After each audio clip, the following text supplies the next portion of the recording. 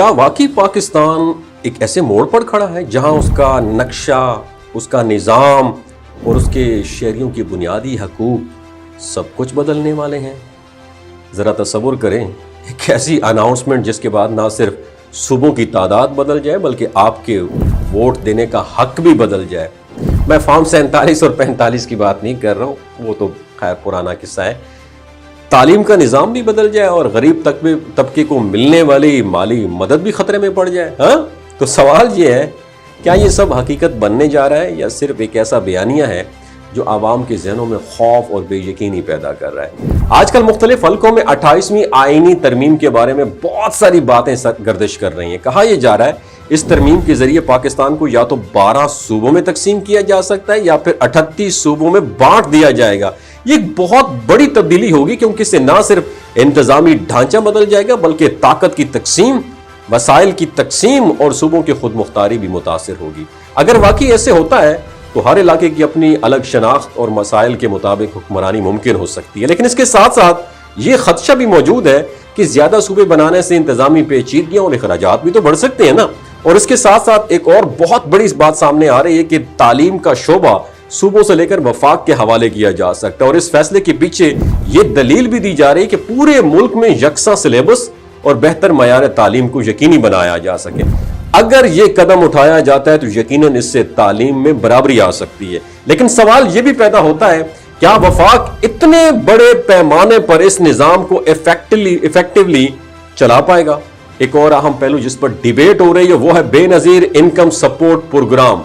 کہا یہ جا رہا ہے کہ ممکن ہے اس پروگرام کو ختم کر دیا جائے یا اس کی ذمہ داری صوبوں کو منتقل کر دی جائے، اور اس کے پیچھے یہ سوچ بیان کی جا رہی ہے کہ وفاقی حکومت مزید فائنینشیل برڈن برداشت نہیں کر سکتی، اس لیے صوبوں کو ہدایت دی جائے کہ وہ اپنی آبادی پر ٹیکس بڑھا کر اس رقم سے اپنے لوگوں کی مدد کریں۔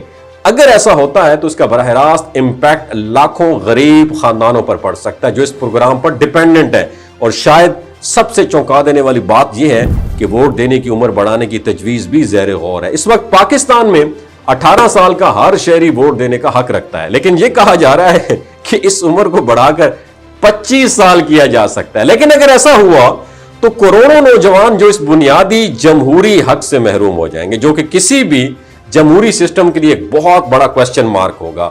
اس ساری صورتحال میں 27ویں ترمیم کا حوالہ بھی دیا جا رہا ہے جس کے بارے میں یہ تاثر پایا جاتا ہے کہ اس کے ذریعے اہم اداروں کے ڈھانچوں میں تبدیلیاں کی گئیں، جس میں دفاعی قیادت کے حوالے سے نئی پوزیشن کا ذکر بھی کیا جاتا ہے، اور اسی تناظر میں لوگ یہ سمجھنے لگے ہیں کہ 28ویں ترمیم بھی اسی طرح بڑی اور بنیادی تبدیلیاں لے کر آئے گی۔ لیکن یہاں رک کر سوچنے کی ضرورت ہے، کیا واقعی یہ تمام تبدیلیاں ایک ہی ترمیم کے ذریعے ممکن ہے یا پھر یہ معلومات ادھوری، مبالغہ آمیز یا غلط فہمیوں پر مبنی ہو سکتی ہے؟ کیونکہ آئینی ترامیم ایک پیچیدہ اور طویل عمر سے گزرتی ہیں جن میں پارلیمنٹ، سیاسی جماعتوں اور دیگر اداروں کی اپروول بھی شامل ہوتی ہے۔ حقیقت یہ ہے کہ جب بھی ایسی خبریں یا افواہیں سامنے آتی ہیں تو وہ عوام کے اندر خوف، غصہ اور بے چینی پیدا کرتی ہیں۔ لوگ سوچنے لگتے ہیں کہ ان کا مستقبل غیر یقینی ہو گیا ہے، ان کے حقوق چھینے جا سکتے ہیں اور ملک ایک ایسے رستے پر جا رہا ہے جہاں سب کچھ بدل جائے گا۔ لیکن سب سے اہم سوال یہ ہے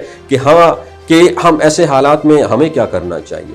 کیا ہمیں ہر سنی سنائی بات پر یقین کر لینا چاہیے یا پھر تحقیق، تصدیق اور شعور کے ساتھ فیصلہ کرنا چاہیے؟ یہ کہانی ہمیں ایک سبق دیتی ہے کہ معلومات کے اس دور میں سب سے بڑی طاقت سچ کو پہچاننے کی صلاحیت ہے۔ اگر ہم بغیر تحقیق کے ہر خبر کو مان لیں گے تو ہم نہ صرف خود گمراہ ہوں گے بلکہ دوسروں کو بھی گمراہ کریں گے۔ اگر ہم شعور، تحقیق اور رسپانسبلٹی کے ساتھ سوچیں گے تو نہ صرف خود کو محفوظ رکھیں گے بلکہ اپنے معاشرے کو بھی مضبوط بنائیں گے۔ فیصلہ آپ کے ہاتھ میں۔ خوف کے پیچھے بھاگنا ہے یا حقیقت کو سمجھنا ہے؟ پاکستان زندہ باد۔